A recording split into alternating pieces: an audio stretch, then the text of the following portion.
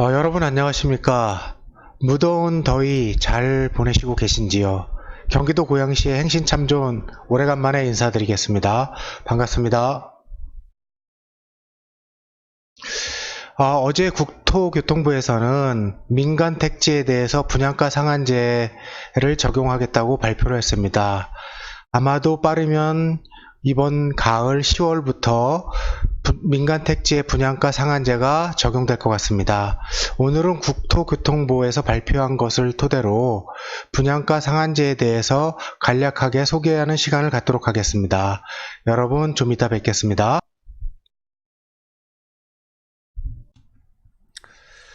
여러분 제가 오늘 블로그에다가 분양가 상한제와 관련된 포스팅을 했습니다. 그거를 토대로 설명드리도록 하겠습니다.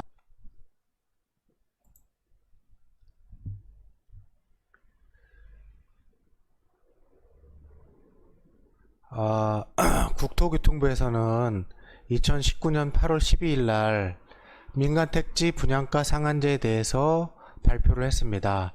그리고 가을 10월부터 시행할 예정입니다. 소제목으로는 전매 제한을 강화했고 청약 로또를 차단한다고 이렇게 발표가 되었습니다. 주요 내용을 보면은 이제 이렇습니다. 집값의 3.7배 오른 분양가. 최근에 1년간 서울 아파트 분양가 상승률은 21%였고요. 당시에 주택 상승률은 5.7%밖에 안 됩니다. 그래서 이 높은 분양가가 주택의 상승을 불어오고 인근 주택의 상승이 분양가를 또 올리는 그런 악순환이 반복되었다고 이렇게 판단하고 있습니다. 그래서 어제 국토교통부에서는 다시 꿈틀거리는 강남 등 일부 지역을 핀셋으로 규제하는 분양가 상한제를 발표했습니다. 분양가 상한제로 합리적인 분양가 주택 공급을 충분히 공급하겠다, 그런 내용이고요. 요거에 대해서 제가 이렇게 요약을 해놨습니다. 개요격이라고 할 수 있습니다. 언제부터냐면은 2019년 10월부터이고요. 무엇을? 민간택지 분양가를 공공은 이미 기시행 중입니다. 어떻게? 분양가 상한제를 적용하겠다는 것이고요. 왜? 주택시장을 안정하겠다는 내용입니다. 그리고요, 전매 제한은 기존 3에서 4년에서 5에서 10년으로 확대가 되었습니다.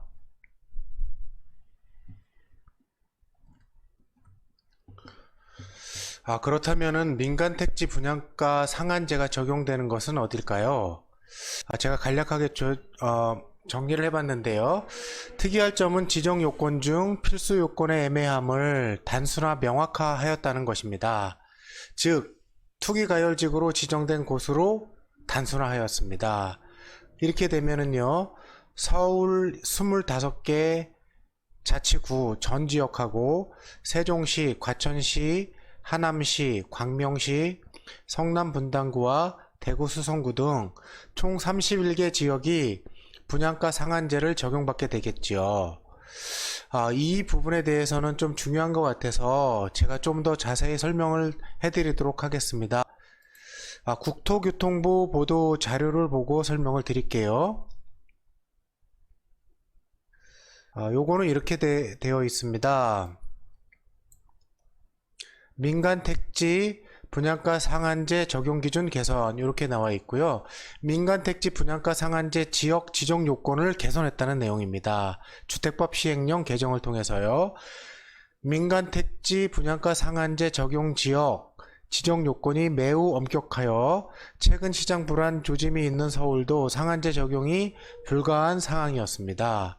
이에 따라서 필수 요건을 기존 직전 3개월 주택가격 상승률이 물가 상승률의 2배 초과 지역인 지역에서 투기과열 지구로 지정된 지역으로 개정했습니다. 아까 말씀드렸죠. 명확화, 단순화 시켰습니다. 또한 선택 요건 중 하나인 분양 가격 상승률은 해당 시군구에 분양 실적 등이 없어 활용되지 못하는 경우가 많이 있었습니다. 그런데요, 해당 시군구에 분양 실적이 없는 경우에는 주택 공급에 관한 규칙상 청약이 가능한 지역인 주택건설지역, 특별시, 광역시, 특별자치시, 특별자치도 또는 시군을 말합니다. 주택건설 지역의 분양가격 상승률을 사용토록 개선했습니다. 다시 돌아와서요. 이렇게 개정이 됐고요. 그래서 필수 요건과 선택 요건 세 가지를 통해서 정량 요건을 충족한 지역 중에서 주택 가격이 급등하거나 급등할 우려가 있는 지역을 선별하여 주거정책심의위원회의 심의를 거쳐 지정하게 되었습니다.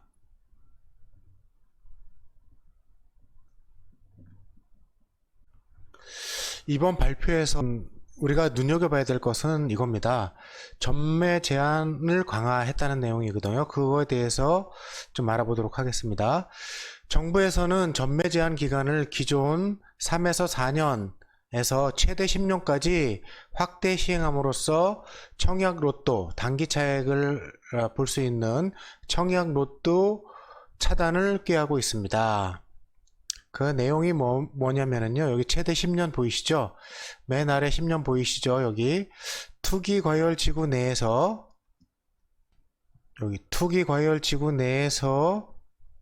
인근 시세보다 80% 미만 분양시 전매 제한 기간은 10년입니다.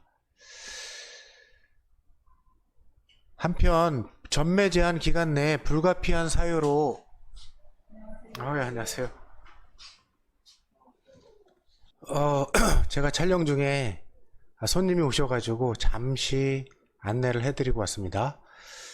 한편 전매 제한 기간 내 불가피한 사유로 주택 매각 시 LH가 우선 매입하도록 하여 로또 청약을 애초에 불가능하게 만들었습니다. 현금 청산을 할 수밖에 없는 상황이고요. 그리고 분양가 상한제 주택에 적용할 수 있도록 주택법 개정안을 발의하여 거주 의무 기간을 최대 5년으로 할 예정으로 있습니다. 이 점 참조하시고요. 그 다음에 그렇다면 분양가 상한제 효력 발생 시점은 언제냐? 법은 이렇게 해놨습니다. 분양가 상한제 지정 효력은 최초 입주자 모집 승인 신청분부터 이렇게 돼 있거든요. 임의 관리 처분 인가를 받았더라도 입주자 모집 승인 전이라면 분양가 상한제가 적용되게 되어 있습니다. 이 부분은 소급 적용에 논란이 있을 수도 있겠습니다. 정부에서는 민간 택지에서의 분양가 상한제 적용의 명분을 신규 주택의 고분양가가 집값 올리기의 주범이며 악순환의 고리를 끊어야 한다고 주장하고 있습니다. 고분양가가 인근 주택의 가격을 상승시키고 또 인근 주택의 가격 상승이 분양가를 상승시키고 이렇게 계속해서 악순환을 가져온다고 믿고 있습니다. 그래서 그 고리를 끊기 위하여 분양가 상한제를 시행한다 하고 있어. 결론적으로 민간 택지에 분양가 상한제 적용이 어떤 효과를 가져올 건지 제 생각에는 이렇습니다. 이번 정책의 효과는 단기적으로 2에서 한 5년 정도 되겠죠. 분양가 상한제 효과가 작용할 것으로 보입니다. 신규 재건축과 재개발 아파트는 이번 조치로 타격이 예상이 됩니다. 투기 과열 지구에 있는 민간 택지의 재개발, 재건축은 사업성이 떨어질 것이기 때문에요. 그러나 장기적으로는 분양가 상한제가 어떤 효과를 가져올지는 장담할 수 없을 것 같습니다. 다만 투기과열지구 분양가 상한제의 풍선 효과로 서울 인근의 수도권 지역 중 저평가 매력이 있는 곳으로 주택 소유가 이전할 가능성도 있을 것이라고 조심스럽게 예상할 수 있을 것 같습니다. 이상 민간 택지 분양가 상한제에 대해서 국토교통부 발표를 토대로 간략하게 살펴보았고요. 지금까지 행신참존이었습니다. 여러분 끝까지 시청해 주셔서 대단히 감사합니다. 이상 행신참존이었습니다. 여러분 감사합니다. 안녕히 계십시오.